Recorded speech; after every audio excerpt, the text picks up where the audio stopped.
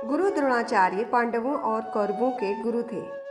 उन्हें धनुर्विद्या का ज्ञान देते थे। एक दिन एकलव्य, जो कि एक गरीब शूद्र परिवार से थे, गुरु द्रोणाचार्य के पास गए और बोले, गुरुदेव, मुझे भी धनुर्विद्या का ज्ञान प्राप्त करना है। आपसे अनुरोध है कि मुझे भी अपना शिष्य बनाकर धनुर्विद्या का ज्ञान प्रदान करें। किंतु द्रोणाचार्य ने एकलव्य को अपनी व्यवस्था बताई और कहा कि वे किसी और गुरु से शिक्षा प्राप्त कर लें। यह सुनकर एकलव्य वहां से चले गए। इस घटना के बहुत दिनों के बाद अर्जुन और गुरु द्रोणाचार्य शिकार के लिए जंगल की ओर गए। उनके साथ एक कुत्ता भी गया था। कुत्ता अचानक से दौड़ते हुए एक जगह पर जाकर भौंकने लगा। वह काफी देर तक भौंकता रहा और फिर अचानक ही भौंकना बंद कर दिया। अर्जुन और गुरुदेव को यह कुछ अजीब लगा और वे उस स्थान की ओर बढ़ गए जहां से कुत्ते के भौंकने की आवाज आ रही थी। उन्होंने वहां जाकर जो देखा वह अविश्वसनीय घटना थी। किसी ने कुत्ते को बिना चोट पहुंचाए उसका मुंह तीरों के माध्यम से बंद कर दिया था और वह चाहकर भी नहीं भौंक सकता था।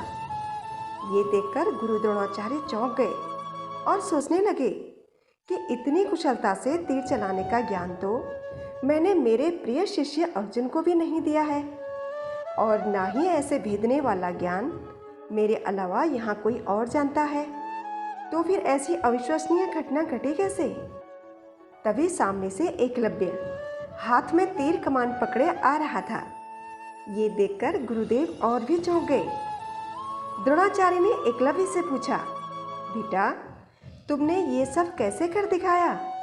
तब एकलव्य ने कहा, गुरुदेव, मैंने यहाँ आपकी मूर्ति बनाई है और रोज इसकी वंदना करने के पश्चात मैं इसके समकक्ष कड़ा अभ्यास किया करता हूँ, और इसी अभ्यास के चलते मैं आज आपके सामने धनुष पकड़ने लायक बना हूँ। गुरुदेव ने कहा, तुम धन्य हो, तुम्हारे अभ्यास ने ही तुम्हें इतना श्रेष्ठ धनुर्धर बनाया है। और आज मैं समझ गया कि अभ्यास ही सबसे बड़ा गुरु है। करत करत अभ्यास ते जड़मति होत सुजान, रसरी आवत जात ते सिल पर परत निशान। अर्थात कबीर दास जी ने इस दोहे में हमें समझाते हुए कहा है, निरंतर अभ्यास करने से एक मूर्ख आदमी भी बुद्धिमान हो जाता है। जिस प्रकार कुएं की मुडेर पर बार बार रस्सी के घिसने से उस पर निशान पड़ जाते हैं। तात्पर्य यह है कि अभ्यास के बल पर मूर्ख भी बुद्धिमान हो जाता है, अज्ञानी भी ज्ञानी हो जाता है। इतिहास साक्षी है कि अभ्यास एवं परिश्रम के बल पर असंभव दिखाई देने वाले कार्य भी संभव हो जाते हैं।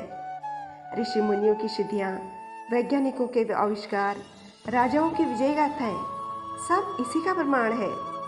किसी कार्य में सफलता तब तक नहीं मिलती जब तक उस कार्य को बार बार ना किया जाए। आपकी असफलता का मतलब यह नहीं है कि आप हार मान जाओ और फिर कभी उस काम को करने की कोशिश ही ना करो। असफलता एक चुनौती है। इस चुनौती को स्वीकार करके फिर से उस कार्य को करते रहना चाहिए। हमारी सबसे बड़ी भूल जानते हैं क्या है? जल्दी हार मान जाना। जितनी बड़ी चुनौती उतना बड़ा संघर्ष होता है। जिस प्रकार चुनौतियां बढ़ती जाती हैं उसी प्रकार संघर्ष भी बढ़ाना चाहिए, तभी आप चुनौतियों को पार कर सकते हैं। अगर संघर्ष करते हुए आप असफल भी हो जाते हैं तो भी हार नहीं मानना चाहिए, क्योंकि एक बुरे सपने के बाद पूरी रात खत्म नहीं हो जाया करती। प्रयास करते रहें। उम्मीद करती हूँ आपको वीडियो पसंद आएगी। अगर वीडियो पसंद आई तो लाइक कर लीजिए और चैनल को सब्सक्राइब कर लीजिए। मैं मिलती हूँ आपसे किसी और टॉपिक के साथ। तब तक अपना ख्याल रखिए। नमस्कार।